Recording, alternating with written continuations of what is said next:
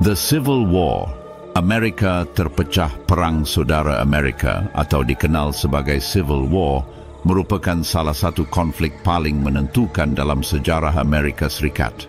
Perang ini berlangsung dari tahun 1860 hingga 1869 dan meskipun hanya berlangsung selama 4 tahun, dampaknya terhadap Amerika Serikat dan dunia sangat besar.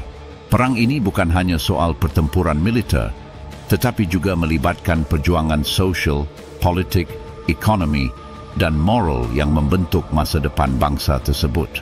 Berikut ini adalah narasi lengkap mengenai peristiwa tersebut.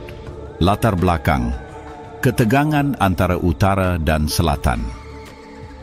Pada abad ke-19, Amerika Serikat terpecah menjadi dua wilayah yang sangat berbeda, Utara, Union, dan Selatan, Confederacy. Kedua wilayah ini memiliki perbedaan besar dalam hal ekonomi, sosial, dan politik yang akhirnya memicu ketegangan yang mengarah pada perang saudara. Perbedaan ekonomi wilayah utara sangat bergantung pada industri, manufaktur, dan perdagangan. Sementara itu, selatan memiliki ekonomi yang hampir sepenuhnya bergantung pada pertanian, khususnya pertanian kapas yang membutuhkan tenaga kerja besar. Tanpa adanya tenaga kerja yang murah dan mudah didapat, ekonomi selatan tidak akan dapat bertahan. Disinilah sistem perbudakan menjadi sangat penting. Sebagian besar pekerjaan di ladang kapas dan tembakau di selatan dikerjakan oleh budak kulit hitam. Perbudakan merupakan salah satu isu paling kontroversial yang memperburuk ketegangan antara utara dan selatan. Utara yang lebih maju dalam industri dan memiliki pandangan lebih progresif mulai memusuhi praktik perbudakan. Banyak negara bagian di utara telah menghapuskan perbudakan dan mereka menganggap perbudakan sebagai praktik yang tidak manusiawi. Sebaliknya, selatan yang bergantung pada perbudakan untuk mempertahankan sistem pertanian mereka menentang penghapusan perbudakan dan berusaha untuk mempertahankan sistem tersebut. Polarisasi politik. Pada 1860, Abraham Lincoln, seorang kandidat dari Partai Republik, terpilih menjadi Presiden Amerika Serikat. Lincoln menentang perluasan perbudakan ke wilayah barat baru yang sedang berkembang. Pemilihan Lincoln yang menentang perbudakan membuat wilayah selatan merasa terancam karena mereka merasa bahwa pemerintahan yang baru akan menghapuskan praktik perbudakan di negara bagian mereka. Pecahnya perang. Deklarasi Kemerdekaan Selatan setelah kemenangan Lincoln pada pemilihan presiden 1960, ketegangan di antara negara bagian selatan dan pemerintah federal mencapai puncaknya. Sebagai respons terhadap terpilihnya Lincoln, negara bagian selatan mulai menyatakan secession, pemutusan hubungan dari Amerika Serikat, dan membentuk negara mereka sendiri yang disebut Konfederasi Negara-Negara Selatan, Confederate States of America. Pembentukan konfederasi.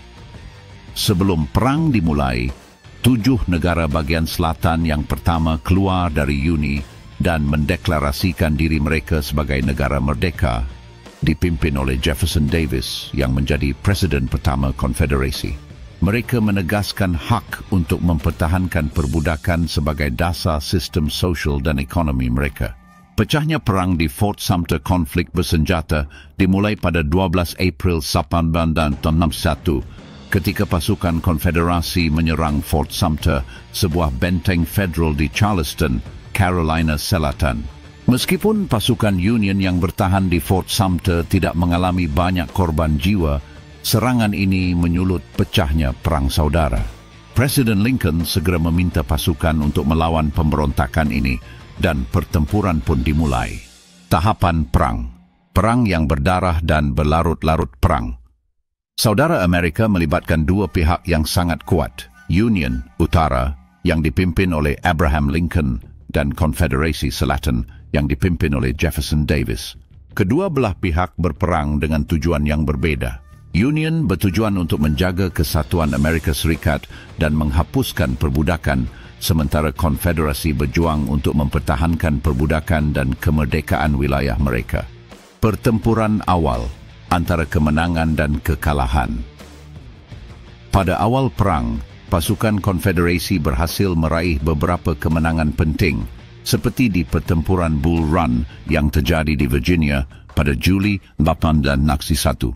Pasukan konfederasi yang dipimpin oleh General Robert E. Lee dan Thomas Stonewall Jackson berhasil mengalahkan pasukan Union yang kurang terlatih dan kurang siap tempur.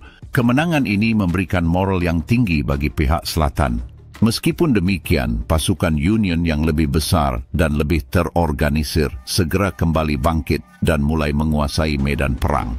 Salah satu titik balik penting bagi Union adalah pertempuran Antietam pada September 1862. Meskipun tidak ada pemenang yang jelas dalam pertempuran ini adalah salah satu pertempuran paling berdarah dalam sejarah Amerika dengan lebih dari 22,000 korban jiwa dalam satu hari pertempuran. Namun ini memberi kesempatan bagi Lincoln untuk mengeluarkan proklamasi emansipasi pada 22 September 1862. Proklamasi Emansipasi.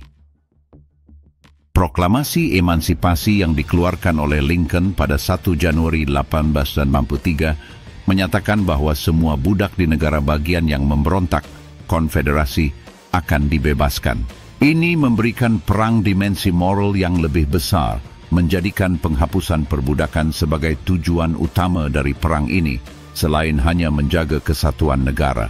Hal ini juga menarik perhatian internasional, terutama Inggris dan Prancis, yang sebelumnya mempertimbangkan untuk mengakui kemerdekaan konfederasi. Perang berlarut-larut, meskipun pasukan Union mulai mendapatkan kemenangan penting, perang ini tetap berlarut-larut. Pertempuran Gettysburg pada Juli 1863, yang merupakan pertempuran terbesar dan paling menentukan dalam perang ini, menjadi titik balik utama.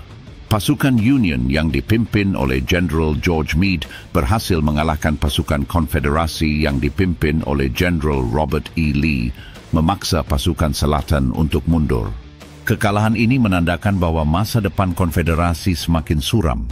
Namun meskipun pasukan Union unggul dalam banyak pertempuran, pasukan konfederasi terus berjuang dengan gigih dengan pasukan Robert E. Lee di wilayah selatan yang menghadapi serangan-serangan besar dari pasukan Union yang lebih kuat dan lebih besar. Kehancuran ekonomi dan sosial selatan pada tahun 1864, perang mulai mempengaruhi perekonomian selatan dengan sangat buruk. General William Tecumseh Sherman yang memimpin pasukan Union melancarkan kampanye perusakan di selatan dengan perang total yang menghancurkan infrastruktur, ladang kapas, jalur kereta api, dan memaksa penduduk sipil untuk melarikan diri. Perang ini semakin melemahkan ketahanan konfederasi. Akhir perang, kehancuran konfederasi, pertempuran Petersburg, dan penyerahan Lee. Pada 1865, pasukan Union berhasil mengepung kota Petersburg di Virginia, yang merupakan jalur suplai utama pasukan konfederasi. Setelah berbulan-bulan pengepungan pada 9 April 1865, General Robert E. Lee yang sudah kelelahan dan kekurangan pasokan akhirnya menyerah di Appomattox Courthouse, Virginia. Dengan penyerahan Lee, konfederasi pun runtuh. Kematian Abraham Lincoln, namun kemenangan Union datang dengan harga yang sangat tinggi. Pada 14 April 1965, hanya beberapa hari setelah penyerahan Lee, Presiden Abraham Lincoln ditembak mati oleh John Wilkes Booth, seorang simpatisan konfederasi, saat menonton pertunjukan teater di Washington, D.C. Kematian Lincoln adalah kehilangan besar bagi negara, namun ia meninggalkan warisan besar yang tak terhapuskan dalam sejarah Amerika. Dampak perang dan rekonstruksi perang saudara Amerika berakhir dengan kemenangan Union, tetapi negara yang keluar dari perang ini sangat berbeda. Perbudakan dihapuskan, tetapi masalah rasisme dan ketegangan sosial di selatan tetap ada. Setelah perang, dimulai periode yang dikenal dengan sebutan rekonstruksi. Amerika Serikat berusaha untuk menyatukan kembali negara yang terpecah dan memberikan hak-hak politik dan sosial bagi orang kulit hitam yang baru dibebaskan, meskipun perjuangan tersebut masih berlanjut hingga abad ke-20. Legasi perang saudara Amerika bukan hanya sekadar konflik militer, tetapi juga pertempuran ideologi yang menentukan arah masa depan negara tersebut. Konflik ini menandai berakhirnya perbudakan di Amerika Serikat, membawa perubahan sosial yang mendalam dan memaksa negara tersebut untuk menghadapi isu-isu besar mengenai kebebasan, kesetaraan dan hak asasi manusia. Meskipun kemenangan Union menandai awal dari era baru, dampak dari perpecahan dan perang ini masih terasa hingga hari ini. Jangan lupa subscribe.